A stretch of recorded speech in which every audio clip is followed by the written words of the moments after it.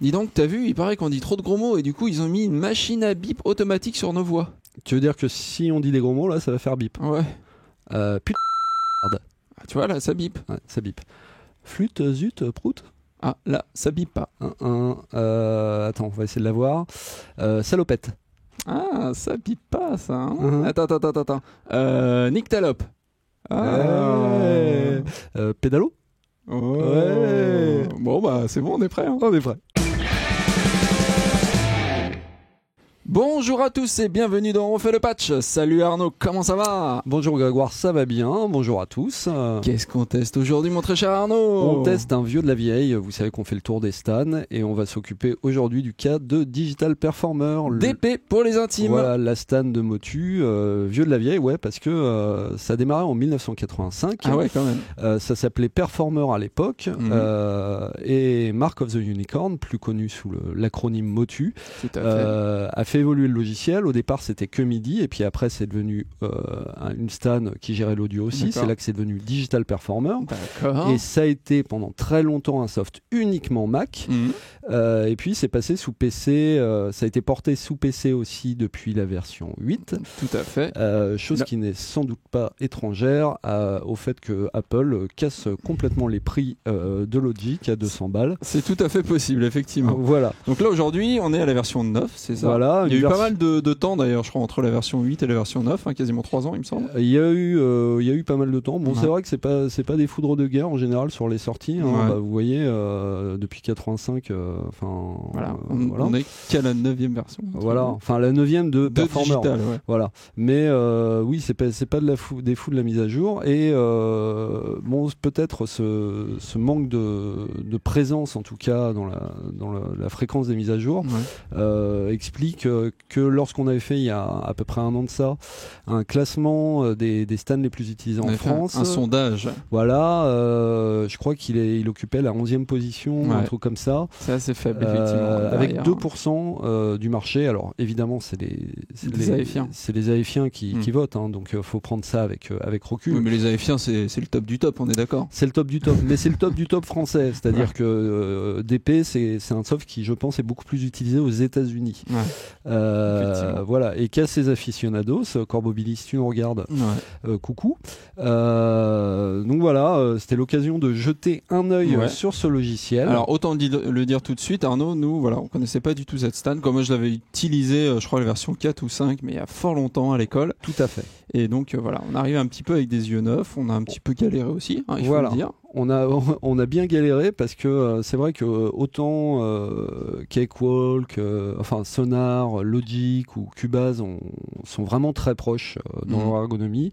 Autant DP, c'est, même si on retrouve les mêmes principes, les mêmes fonctions, c'est quand même assez différent. Ouais, vous allez le voir, il y a quand même des grosses différences avec les stands, on va dire, les autres stands. Voilà. Donc, je te propose de commencer par l'installation. Voilà.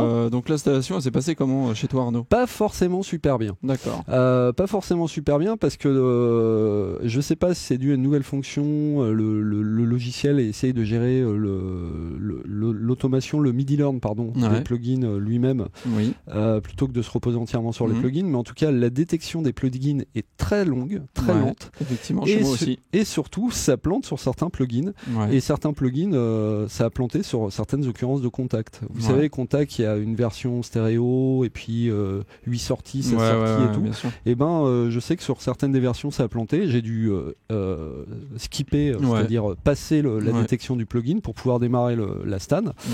Moi aussi, chez moi aussi, c'est pareil. Ça a bugué sur certains, on va dire, sur certains plugins qui n'étaient pas forcément. Alors tous les deux, on l'a testé sous Mac, hein, il faut dire. Alors, il faut le dire. Pas aussi. Pareil sous PC, mais a priori, Motu, c'est le spécialiste du Mac, donc a priori, ça devrait très bien marcher sur cette machine. Donc ça, c'était un peu décevant. Sinon, l'installation s'est déroulée sans trop de problèmes. La première chose à dire quand même intéressante, c'est que pour faire le test, on a utilisé la version de démo qui fonctionne pendant 2 semaines. Donc ça, c'est quand même plutôt bien, je trouve.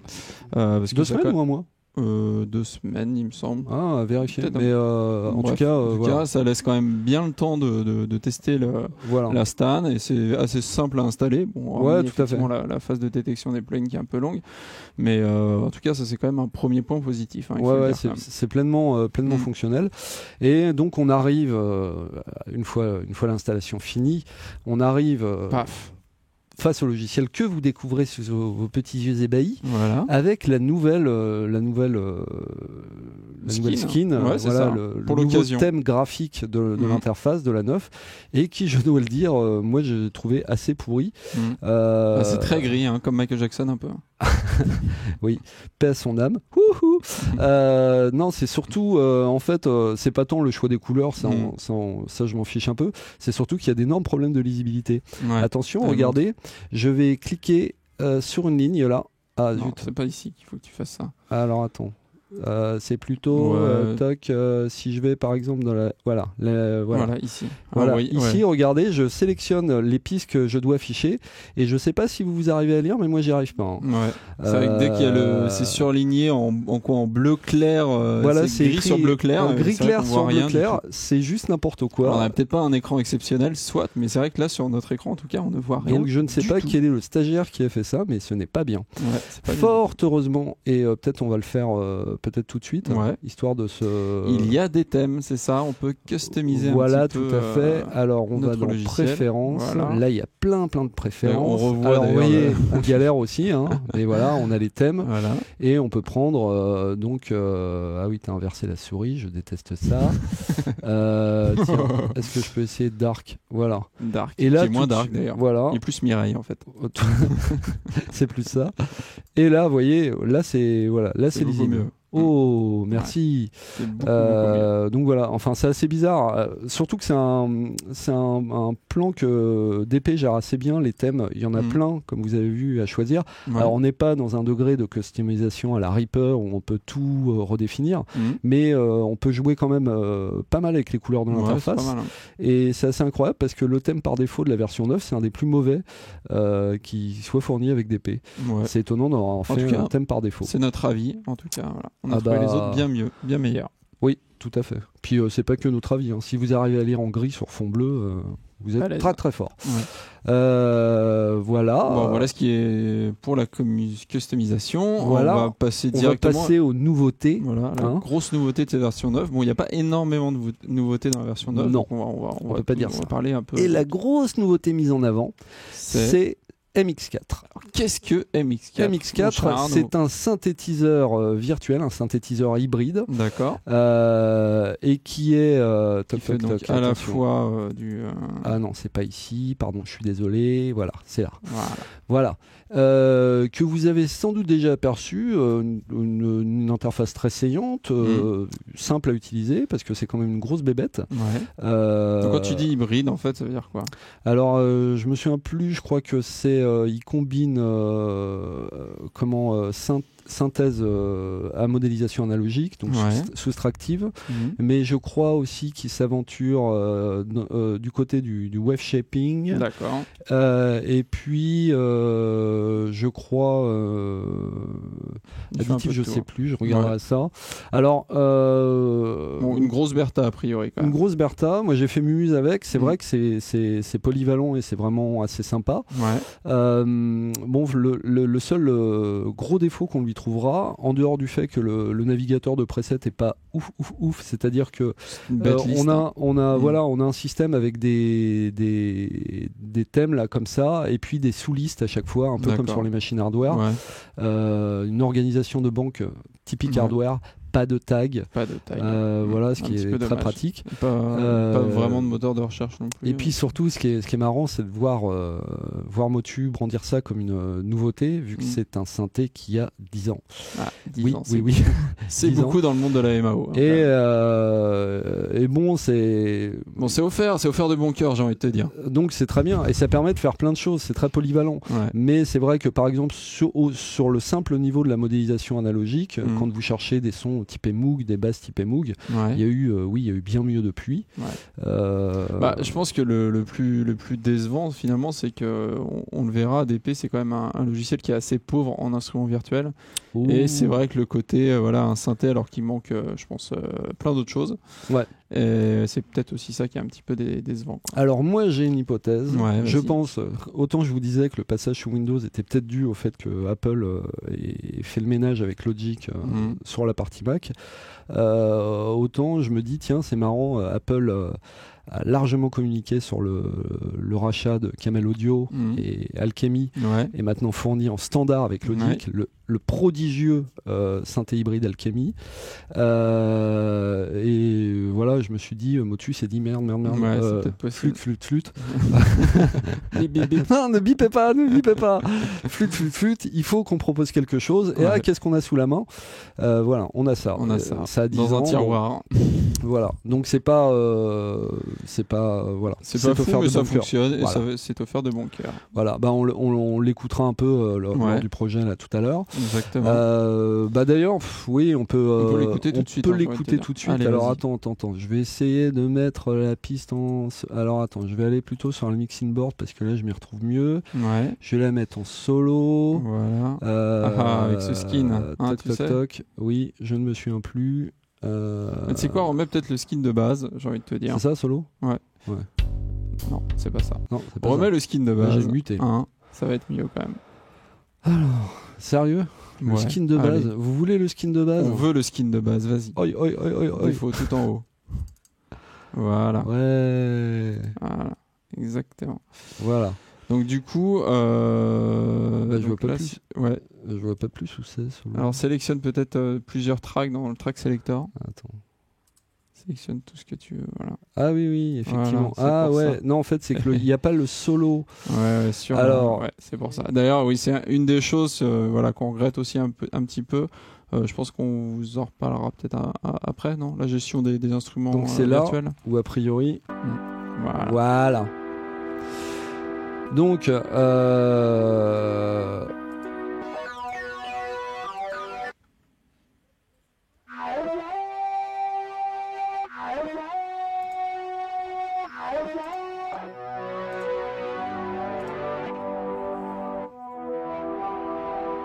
Alors bon, en même temps, je suis un peu...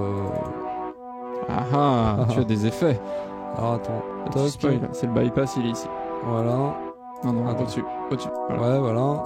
Ouais, je vais vous virer les effets parce que c'est vrai que du coup, sinon tout sonne un peu pareil. Oui, il a bien travaillé, Arnaud. Il avait fait une petite chanson et tout. Donc c'est pas mixé. Hein. J'ai mis juste des effets pour voir. Hein.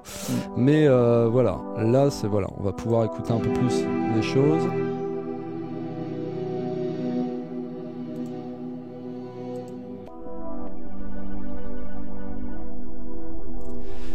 Et sincèrement, c'est un synthé assez agréable à utiliser parce que, un peu comme dans Mac 5 sur les interfaces Motu, en tout cas, ils essayent toujours de tout rassembler au maximum au même endroit, de pas avoir 20 000 tiroirs dans l'interface. Voilà. Il y a des trucs rythmiques comme ça. C'est bien.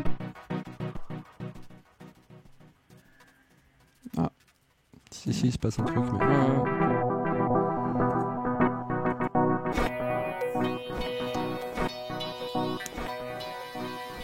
glitch. Ok. Ah ouais, c'est bien vidéo game là. Mario Bros. C'est étrange, c'est pas mal. Voilà. Et puis tiens, Arpeggiate, on n'a pas vu ça encore.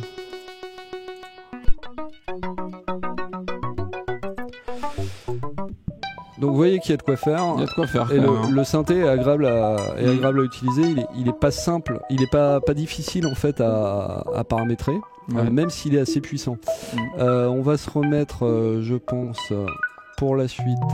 Voilà. Ton preset original. Voilà. On va mettre l'original. Je remets les petits effets que j'ai mis. L'occasion de voir. Pardon.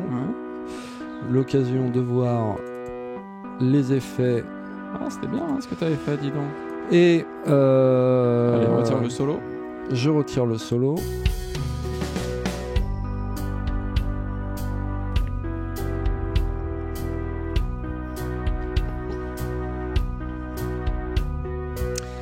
Voilà.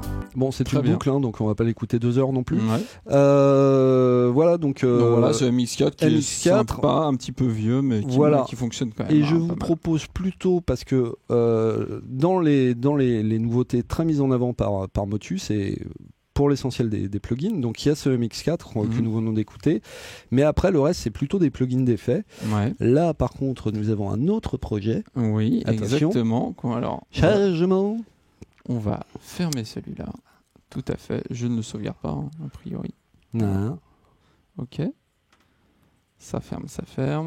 Welcome to Digital Performer. Super génial. J'ai envie de te dire. Alors celui-là, il s'appelle Effet. Voilà. Nickel. Ça s'ouvre vite, hein, d'ailleurs. C'est pas mal, ça. Oui. C'est pas mal. Ça plante aussi, mais on en reparlera. Ouais.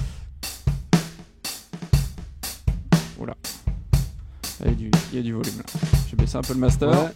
Voilà. C'est tout de suite mieux. Donc sur la batterie déjà, on peut peut-être faire jouer avec un des nouveaux plugins. Donc la nouveauté, voilà, c'est un 1176 qui vient compléter idéalement en fait un LA2A qui était déjà. Alors il y a quand même ce qu'il faut en compresseur à l'intérieur, mais c'est vrai qu'ils avaient introduit un LA2A pour ceux qui cherchaient une compression plus vintage. Et là c'est idéalement complété avec un 1176. Allez, pour refaire la chaîne magique. On se fait un petit AB. Voilà. On se fait un petit AB. Donc 100.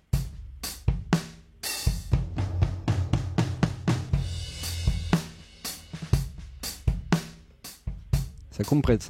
Voilà, bon, j'y suis allé franco, hein. Mais on peut y aller encore plus franco avec la position all button. Ouais, voilà.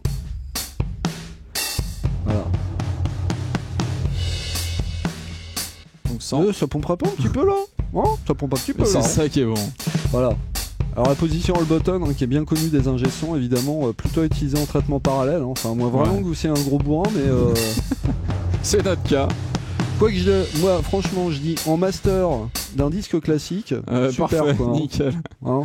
Envoyez-nous vos disques, on va s'en charger quoi. Juste après une fuzz là. Clac. Nickel.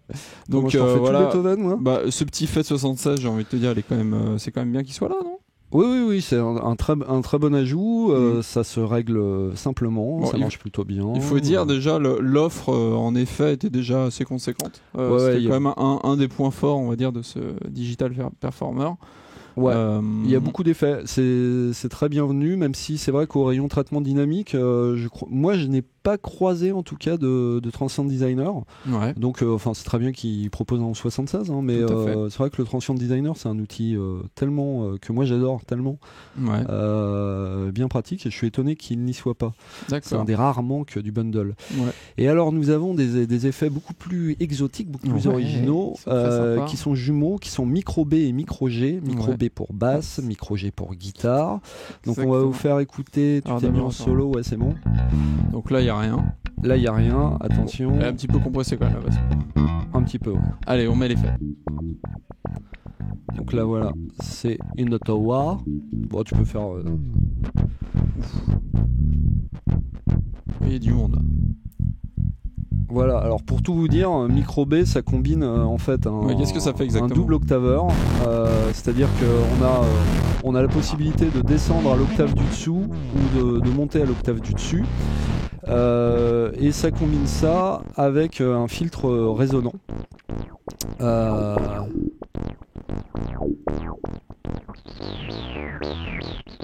Alors là on l'entend sur une basse, mais ça peut être très utile sur un synthé basse. D'ailleurs notre basse électrique est pas loin de sonner comme un synthé parfois. Bon écoute, c'est bien sympathique. Voilà. Donc voilà, c'est bienvenu, c'est simple à paramétrer, hein, c'est fait pour les guitaristes, j'ai envie de dire. En traitement parallèle, ça peut être plutôt pas mal, hein, je pense. Ouais, tout à fait. Et puis on a le même pour la guitare qu'on va peut-être voir. Alors, hop. Voilà. Allez, la guitare. On va fermer celui de la basse. Voilà.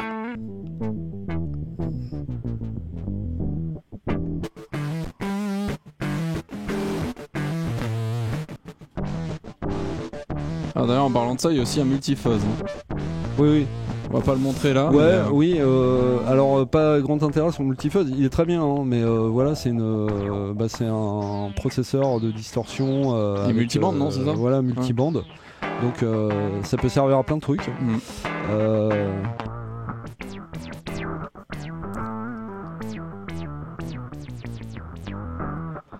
Voilà. D'ailleurs, c'est même quasiment la même preset que micro. C'est quasiment, en fait, je pense que voilà, il y a des pré-réglages pour l'un ou pour l'autre, mais c'est vrai que.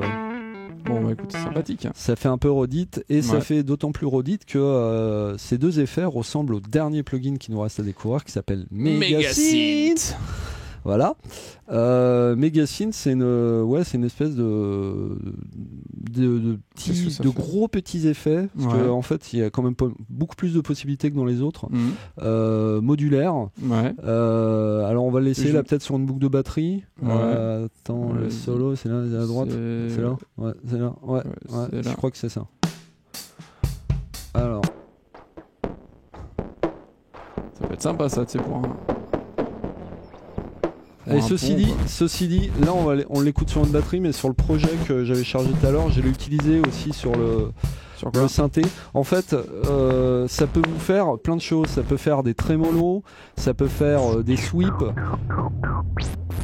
ça peut faire des choses assez sages, comme du sound design. Et vous voyez que c'est très pratique. Attention, je te laisse la main. Je vous montre, c'est-à-dire que c'est très pratique. On fait les connexions comme ça, juste par drag and drop. C'est bien foutu. Hein. Voilà. J'aime bien l'interface. Et puis, hop, c'est clair. Toc, non, c'est pas ça. Ah non, c'est ici. Excusez-moi. Pof. Ah voilà. Voilà. On peut. Ah, c'est cool. Hein. Ouais, t'as l'enveloppe 2 ici, d'accord. Voilà, et puis il y a soit des enveloppes, soit des LFO, soit des patterns. Voilà, en sachant que ça peut aller plus ou moins vite. Ouais. Donc c'est plutôt simple, c'est pas une usine à gaz, mais ça permet déjà de faire pas mal de choses. D'accord. Et ça rend presque caduque, je trouve, micro G et micro B, parce que mine de rien, pas mal de choses que font micro G et micro B, des filtres façon wah, on peut les obtenir aussi avec Megasynth. Ouais. Disons que j'ai presque l'impression qu'ils voulaient pas trop faire peur aux bassistes et aux guitaristes. Donc, ils ont décliné ces petits plugins pour dire regardez, voilà, ça c'est spécialement pour la basse ou pour la guitare, alors qu'en fait tout est faisable là-dedans. C'est juste un petit skin effectivement de Megasynth. Mais en tout cas, très bonne addition. C'est mon petit chouchou personnellement. Ouais. Tout à fait. Je vous propose peut-être de repasser sur l'autre projet peut-être pour voir la suite. Dis tout de suite que mon projet y pue. Hein. Non, c'est pas ça, mais bon, voilà, on a fait le tour des exemples audio, on a fait le tour. J'ai compris. Alors, on va fermer ça, on va rouvrir l'autre. Hop. Et voilà. On y est. Ça charge le contact. Tout à fait. Non, on va pas se remettre quand même. Toujours aussi beau. Non. Donc tu voulais parler de quoi après? Du Spectral Display Ah, le Spectral Display, c'est aberrant, on va pas pouvoir le voir parce qu'il n'y a pas d'audio dans ce projet. Ah bah voilà, tu me demandes de changer de projet et puis voilà. Ah, quel imbécile. Attends, on fait Open Recent. Voilà. C'est quoi, c'est effet exactement. Voilà, hop. Don't save. Voilà, vous voyez comment il est, hein, vraiment. Je suis navré. Hop. On va aller donc, cette fois c'est dans séquence, voilà, et puis... mets en grand là, attends, je dis des bêtises, c'est où déjà? C'est peut-être à Soundbites, non? C'est pas ça? View mode, attention, voilà, spectrogramme, clac. Voilà, c'est beau. Alors je vous rassure, hein, vous n'êtes pas obligé d'avoir des couleurs aussi pourries, parce que là ça fait un peu caramel fondu sur la plage arrière de la R12. Vous avez des trucs comme ça. Ouais. Bon là c'est un peu matrice. Ouais, c'est plus LSD, hein, forcément.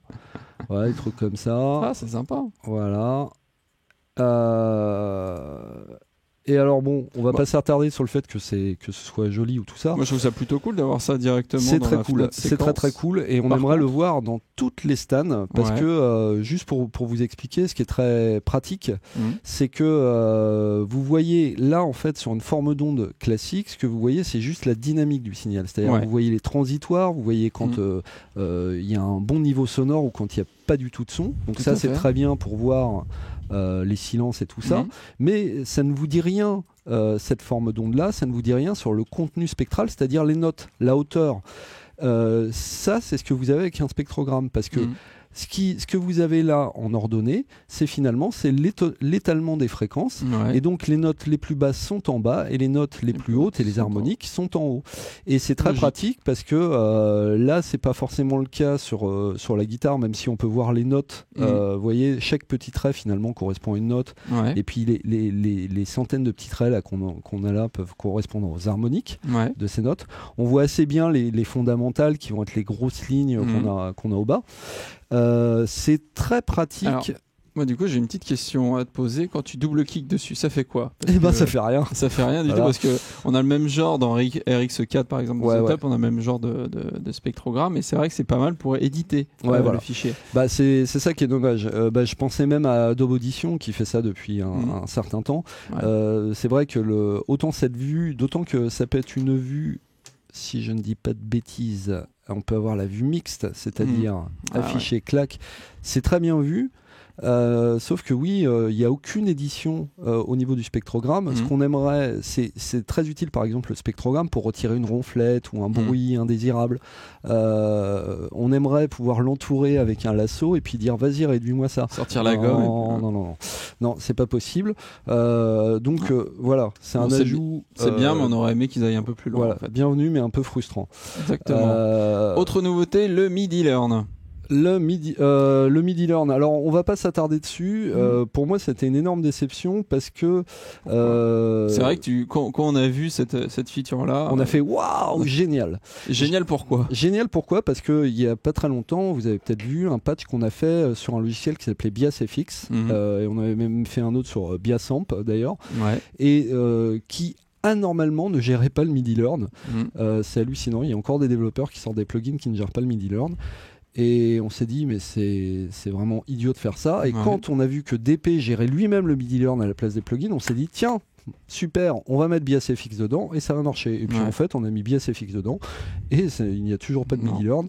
On n'a pas réussi. Donc voilà, alors du coup, oui, ça fonctionne, mais avec les plugins qui finalement gèrent déjà du MIDI Learn. Donc on se dit, à quoi sert cette surcouche finalement?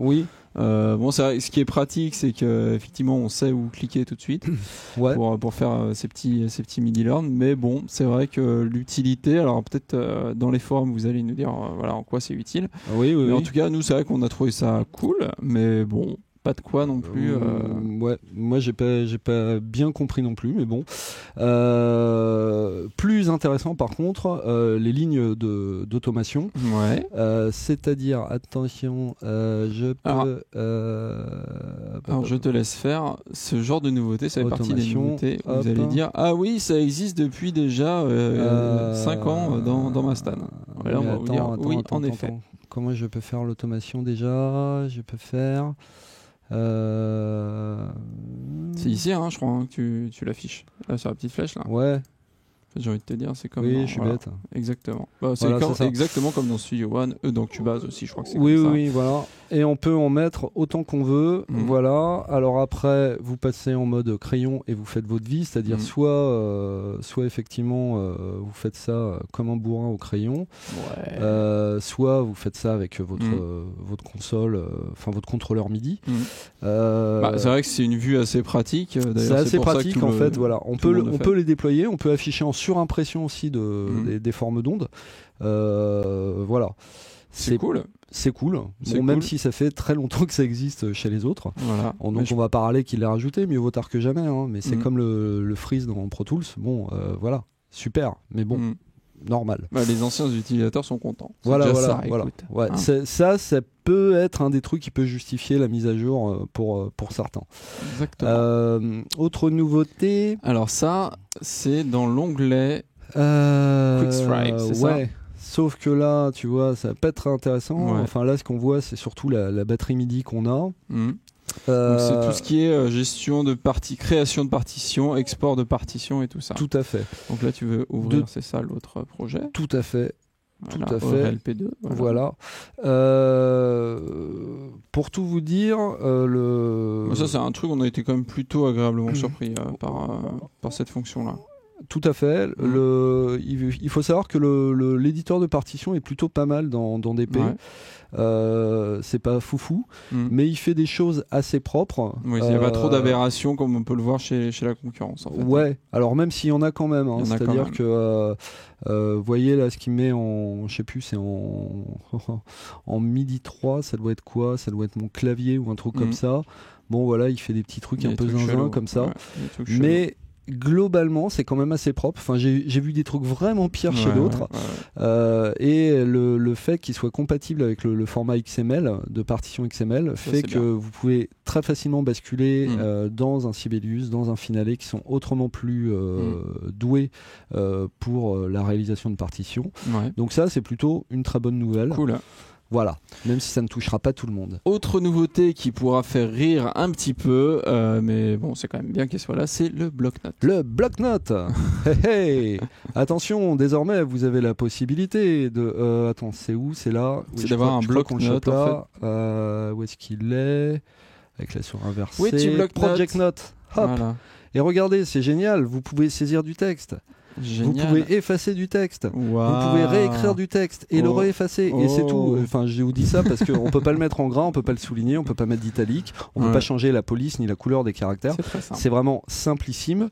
Il faut savoir que c'est pas complètement une nouveauté. Ce qui était déjà pas mal, c'est qu'au niveau de l'onglet Tracks, on avait déjà le comment qui permettait d'écrire des commentaires sur chaque piste. Par exemple, sur cette piste voix, j'ai utilisé tel micro avec tel préampli, avec le gain réglé à 36 dB, etc., etc. Voilà, donc ça s'accompagne maintenant de notes globales sur le projet.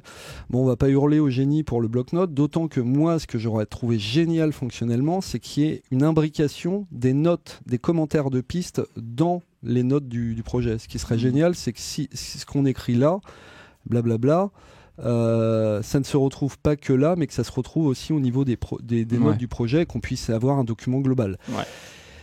Évidemment, ils ne sont pas allés jusque-là. Ils nous ont fait un simple bloc-notes. Bon, je pense que ça a pris 2 jours à développer, mais c'est bien. Autre nouveauté, le Mute MIDI Note. Alors ça, pour le coup... Et je dis juste, enfin, je rigole, mais le fait de prendre des notes sur les sessions, tous les grands ingé-sons vous le diront, même les petits ingé-sons d'ailleurs, c'est le nerf de la guerre. Documentez vos sessions.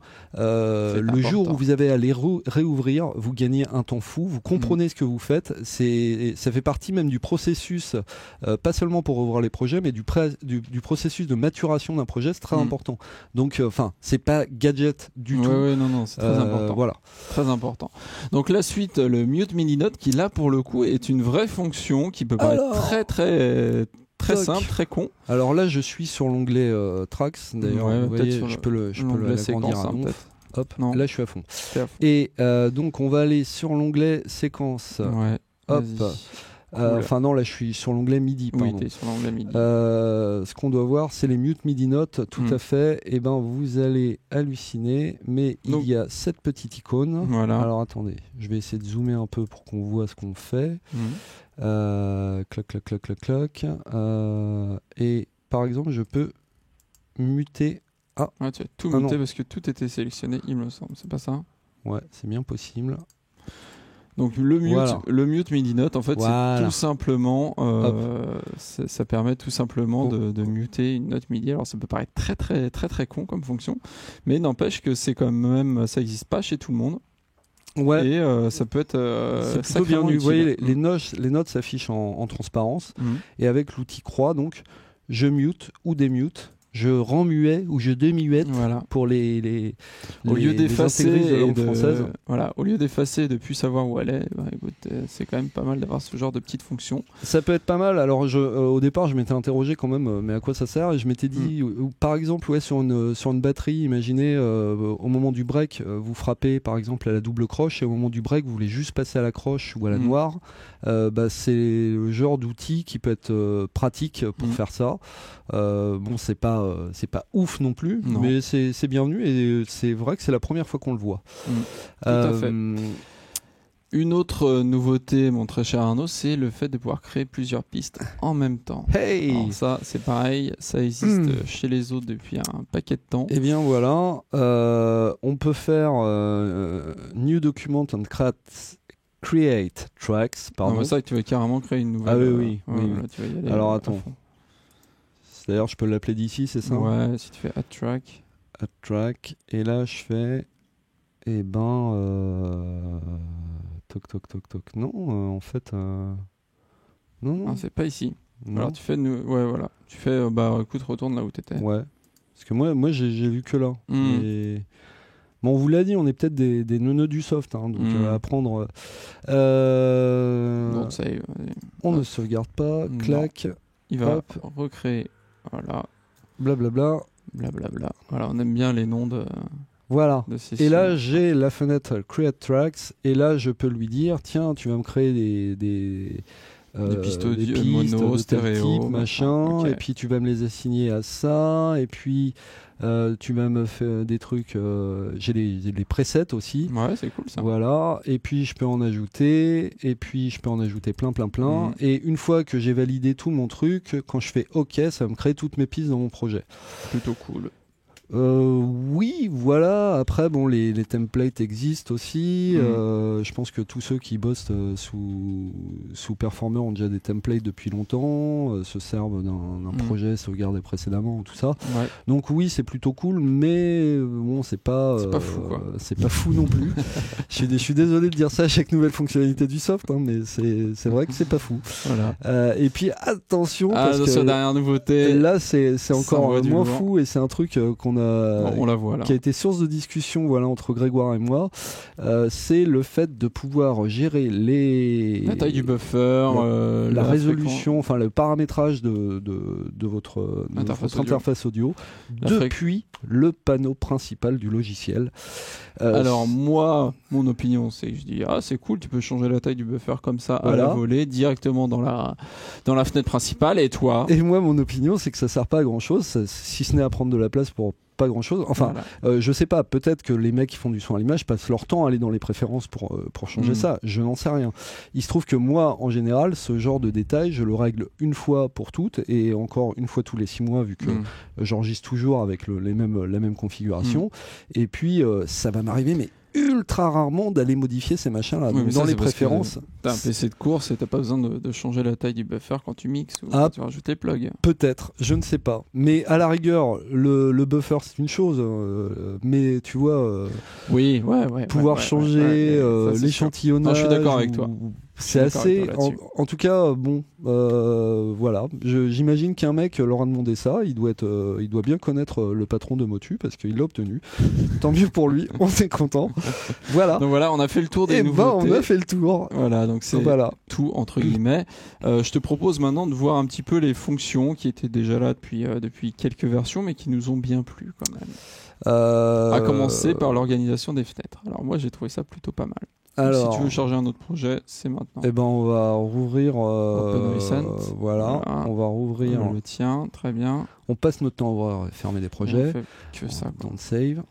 Bon, d'ailleurs, vous voyez qu'il ne gère pas les onglets en fait entre les projets, même si on va voir qu'il gère des choses aussi intéressantes. Ouais. Alors l'organisation des fenêtres, moi personnellement, j'ai trouvé ça plutôt bien foutu. C'est vrai que ça ressemble un petit peu.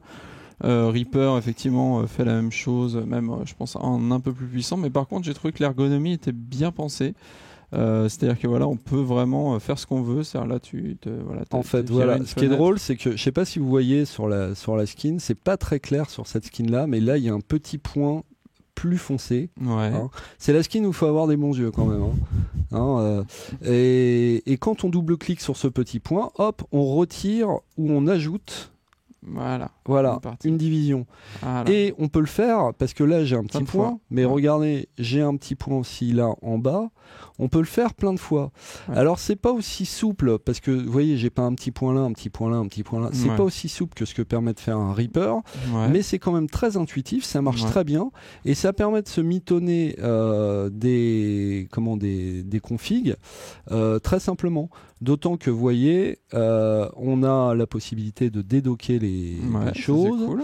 Voilà. Et puis on a Là, je vais me remettre mes chunks. Voilà, on va voir ce que c'est d'ailleurs. Je peux mettre, ma table ici. On peut faire vraiment ce qu'on veut. Et c'est tant mieux parce que le logiciel, en plus, a une fâcheuse tendance quand même à éparpiller les informations sur plein de fenêtres différentes. C'est-à-dire que vous avez cette piste track. L'onglet tracks, effectivement, l'onglet séquence qui n'est pas le même. Moi, au tout début, quand j'ai ouvert le logiciel, pour tout vous dire, je pensais que l'onglet tracks, c'était l'onglet séquence. En fait. Je me disais, tiens, c'est bizarre. On peut pas beaucoup agrandir. Parce que là, on a au maximum du zoom vertical. Non, l'onglet track, c'est vraiment plus un résumé des pistes. Donc, ça peut être pratique, notamment pour les commentaires dont on parlait tout à l'heure, mais c'est vrai que ce qu'on connaît plus sous le nom de tracks dans les autres séquenceurs, ça se cache dans l'onglet séquence où là effectivement on a nos séquences.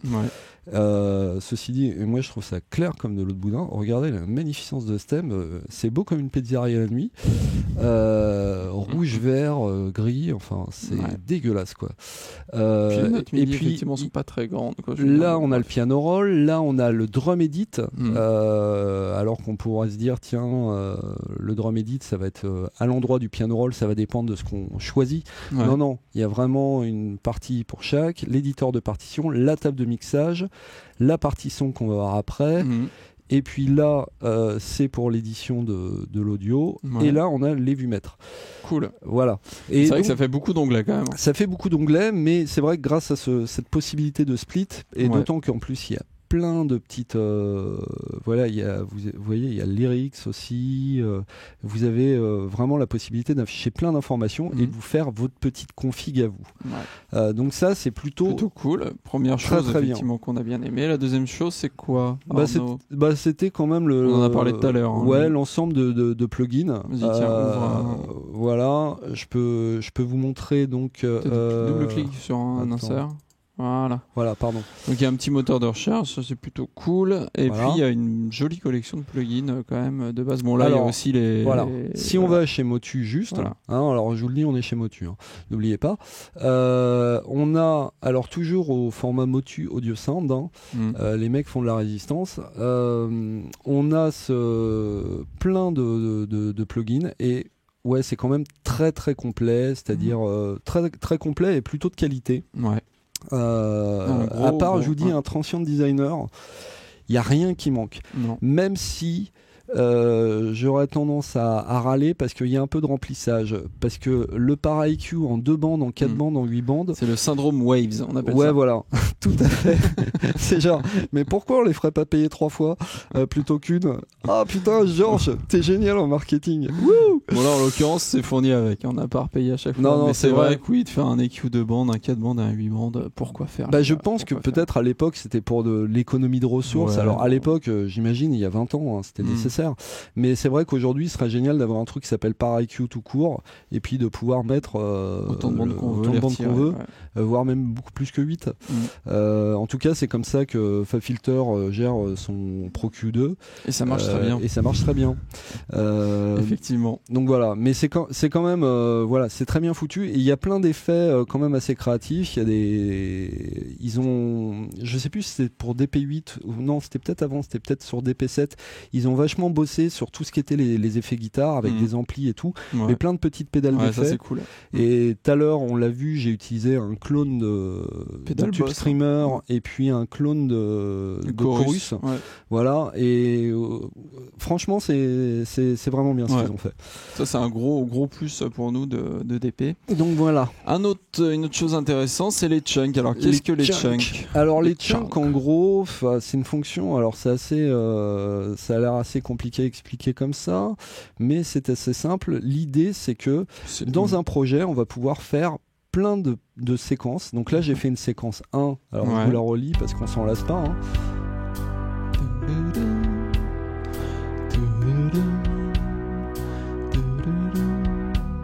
Bon, je l'arrête parce qu'on s'en lasse quand même.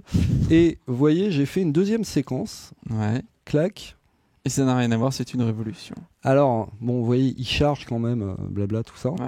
Et parce que c'est vraiment un nouveau projet. Qui serait plus un nouveau projet. Couplet ou un refrain, je sais pas. Là, c'est fort, là, le master. Ah pardon, je suis désolé. Mais voyez, j'ai fait donc une variation et en fait ces différentes séquences que j'ai faites, on va les retrouver dans l'onglet Chunk et voyez, il y a sec 1, sec 2 et tout ça va être aggloméré dans une song. D'accord. Et dans la song après, je peux gérer comme ça les différentes parties de mon mon projet. Intro, couplet, refrain, couplet, refrain. Alors je n'ai jamais réussi à lancer la lecture dans la partie song, je suis désolé. Je dois être trop nul ou le programme est trop intelligent pour moi, mais en tout cas quand on fait play, ça en fait ça me lit la séquence, mais ça me lit pas ça, bizarrement. Et ce qui est assez drôle, attention, je vais essayer de le faire, c'est que attendez, je vais retirer séquence 1. Ah zut, ça ne marche pas, je ne l'ai pas retiré. Mais si je l'ai retiré, attention, je vais essayer de la sélectionner avec un lasso. Oh là là, elle disparaît mais qu'à moitié. Hop, oh c'est beau. Un petit bug graphique. Le bug. Bon voilà. Ceci dit, des bugs graphiques comme ça, c'est pas non plus, on n'en a pas trouvé tant que ça, il y en a quelques-uns. Non, mais j'ai eu quelques plantages et quelques retours au système. Et pas, c'est-à-dire, je l'ai pas bourriné, j'ai pas fait 128 pistes avec une Vienna et 60 gigas de sample au derrière. Vous avez remarqué, je n'ai pas dit cul. Ah zut, je l'ai dit. On était si proche. Ah, flûte. Donc voilà, donc la stabilité, c'était bien mais pas top. Effectivement, on voit quelques petits bugs graphiques comme ça. On est sur la version démo. Alors, est-ce que les gens qui ont acheté la version complète ont des mises à jour que nous n'avons pas? Je ne sais pas. Non, parce qu'en plus, on a eu les mises à jour aussi. Oui, c'est vrai. Donc non, je pense pas. Donc non, a priori. Bon, quoi qu'il en soit, c'est Chunk, c'est plutôt sympa comme idée, même si moi perso, je préfère l'intégration dans des pistes arrangement. Dans certaines stands qu'on connaît. Ouais, tout à fait. Et puis nos collègues qui sont sous Ableton Live ont fait ça même fait pas mal. super longtemps que ça existe dans Live. Et ils ont bien raison de le mentionner. Donc c'est pas c'est un truc qui est chouette, mais c'est vrai que c'est pas fou, bouleversant. Voilà. Et la dernière chose qui nous a bien plu. La dernière chose qui nous a bien cette plu, fois-ci, effectivement. je vais même pas vous le montrer en vrai, c'est que il y a c'est simple à expliquer. Voilà, ça fait comme dans toutes les stands modernes, il y a la détection, la possibilité de corriger le tempo, le pitch pardon, dans les fichiers audio, façon cool. avec un petit mélodine monophonique. Et ce qui est bien, c'est que dans la plupart des séquenceurs, en fait, quand on enregistre de l'audio et qu'on veut éditer le pitch, il faut faire une phase de détection au préalable. Avant de pouvoir manipuler le pitch. Voilà. Ce qui est bien, c'est que cette détection, elle est systématique dans DP. C'est-à-dire qu'à un moment, on est sur un fichier audio et on a juste à passer en mode pitch. Et là, en fait, on se rend compte qu'il a déjà fait la détection. C'est de manière complètement transparente. Voilà. Donc ça, c'est cool. Même si encore une fois, ce n'est pas fou. Voilà. Et on va passer un petit peu aux choses qui manquent, même si on a dit déjà un petit peu. Voilà. Alors il y a peut-être des choses qu'on n'a pas vues. Mais en tout cas, nous, on a trouvé des choses qui manquaient. Déjà, par rapport à la V8, effectivement, il n'y a pas énormément de nouveautés. C'est vrai que pour les anciens utilisateurs, c'est à vous de voir vraiment pour la mise à jour. Et c'est clair que c'est pas pour le nouveau thème graphique que vous allez faire l'upgrade. Ceux qui font des partages seront ravis de l'export XML. Et puis, globalement, oui, il y a des ici ou là, il y a des petites nouveautés intéressantes. Enfin, les lignes d'automation, par exemple, c'est vrai que c'est un vrai confort pour travailler. Maintenant, je suis pas sûr que MX4 ou les 4 plugins qui soient là, vu que beaucoup de gens possèdent leur propre plugin, motivent à la mise à jour. C'est vraiment à vous de voir. Qu'est-ce qui nous a manqué aussi ? Qu'est-ce qui nous a manqué ? Je n'ai pas trouvé de quoi faire des traitements sur les objets audio. Non destructifs. Voilà, non destructifs, c'est-à-dire que oui, on peut appliquer des plugins à un bout d'audio, mais c'est destructif. Voilà. Dommage aussi. Et beaucoup de monde. Tous ne le font pas, mais beaucoup de concurrents gèrent maintenant les objets audio. Ça commence à se généraliser un petit peu. Voilà, ce serait vraiment bien qu'on l'ait. Et puis, pareil, pas de fonction de split du signal MIDI ou du signal audio, comme on peut le voir dans Studio One, avec la possibilité de créer des méga traitements ou des méga instruments bien complexe, par exemple. Alors, mais on a ça aussi, donc, c'était Studio One, on a ça dans Reaper, on a ça dans Reason, on a ça chez pas mal de monde finalement. Je crois même que dans FL Studio, on doit avoir un truc, il y a un truc qui s'appelle Patcher qui permet de faire ça, et on a ça dans Traction. Bref, c'est une fonction qui est attendue. Pas de fader VCA. Alors qu'ils l'ont tous fait cette année. Oui, voilà, c'est la grande mode du VCA. On a envie de dire, mais que fait Motu ? Ils sont plus du tout à la mode. Voilà. C'était la grande mode. Aujourd'hui, voilà, c'est le maillot de bain une pièce jaune revient sur les plages cet été, et le fader VCA, mais bien sûr. Exactement. Voilà. Donc c'est vrai qu'on a été un petit peu étonné de pas le voir. C'est pas un drame, hein. Mais en fait, c'est juste que quand on a vu les listes des nouveautés, on s'est dit de quoi qu'on va parler. Donc est-ce qu'on n'a pas aimé aussi l'impossibilité, j'ai envie de te dire, de colorer une tranche entière. Ouais, voilà. C'est par niveau visibilité. Dans la table de mixage, hein. Vous voyez, les couleurs, ça se joue à ce niveau-là, mais pas la tranche en entier. Ouais. Et c'est bien dommage. Plein de petites choses, en fait, niveau ergonomie. Impossibilité aussi de renommer une tranche depuis la table. C'est-à-dire que là, on se dit, tiens, ma tranche qui s'appelle MIDI 3, je vais la renommer. Et on fait un clic droit, et on peut pas. Tu double-cliques dessus, ça fait quoi ? Bah, ici, ça fait rien. Hop, alors ça ouvre ça, et en fait, ce qu'il faut savoir, c'est qu'il faut aller, non, pas dans Trax, parce que dans Trax non plus, je crois, attends, non, c'est pas dans Trax, il faut aller dans Séquence. Voilà. Et vous voyez ce genre de truc, là, on fait un peu exprès de chercher, parce que moi, je savais que c'était dans Séquence. Si, je le savais. Et ben, c'est quand même un peu dingue. On se dit, renommer une piste, c'est quand même le B à bas. Ne pas pouvoir le faire dans la table de mixage. Oui, et puis on devra le faire dans Trax aussi. On devrait pouvoir le faire partout. Un simple clic droit, mettre une option rename. Ceci dit, j'aimerais bien avoir un clic droit avec l'option arriver à lire ce qu'il y a décrit. Ça serait pas mal aussi. Mais donc voilà. Là, l'impossibilité aussi dans la table de mixage de filtrer par on va dire style de piste, par exemple les pistes MIDI, les pistes fait, parce que vous voyez, là on a, alors quand on arrive à lire ce qui est écrit dessus, on a la possibilité d'afficher les tranches que l'on veut, ce qui est très bien, mais justement là c'est sympa, hein, j'ai que 8 pistes, donc, enfin 2, 4, 6, 7 pistes, donc ça va, mais quand on a un projet avec je sais pas 70 pistes, on aimerait bien, tiens, affiche-moi que le MIDI ou affiche-moi que l'audio, hein, parce qu'il faut le rappeler d'ailleurs, DP fait partie de ces logiciels dans lesquels un instrument virtuel génère 2 pistes, la piste audio de l'instrument et la piste MIDI de l'instrument, ce qui fait que ça devient vite le bordel. Enfin, ce serait bien aussi qu'ils évoluent là-dessus, même si on comprend tout à fait la logique qu'il y a derrière. C'est archi pas pratique à gérer. C'est archi pas pratique. D'ailleurs, il y a un autre truc on l'a pas noté là, mais il y a un autre truc qui nous embêtait un petit peu, c'est aussi la gestion des pistes instruments. Dans Trax, en fait, le fait qu'on soit obligé de créer une piste instrument. Oui, bah c'est ça. Ouais, c'est ça. C'est ce que je disais. Hein. En fait, si vous créez une piste instrument, voilà, on va le faire. Je vais créer donc une piste Motu bassline. Hop. Et ben voilà. Là, à ce niveau-là, je ne peux rien faire avec ma piste. Je suis obligé de créer une piste MIDI. Donc, voilà. Alors, d'ailleurs, c'est super sympa de faire un éditeur pour ajouter 40 000 pistes en même temps. Hein. Mais ce serait bien juste d'avoir une ligne de commande en menu contextuel pour ajouter d'un seul coup la piste MIDI et l'instrument qui va avec et de faire le routing. Parce que là, il faut que je fasse MIDI track. Et là, il faut que j'assigne... ma MIDI track, il faut que je sélectionne l'instrument que tu veux en fait. Hein, l'instrument que je veux. Et là seulement je suis prêt. Voilà. C'est long. C'est super old school. Cubase fonctionnait comme ça il y a longtemps. Avant que les pistes instruments existent. Tout à fait, mais bon, ça fait quand même longtemps qu'elles existent. Donc voilà. Alors on est peut-être passé à côté de merveilles dans ce logiciel où il bat les autres à plat de couture sur des fonctions précises ou tout ça, mais on est quand même pas passé à côté de pas mal de trucs maladroits. Voilà. Puis dernière chose qui nous a manqué, c'est la non-compatibilité avec le VST3 aussi. Voilà.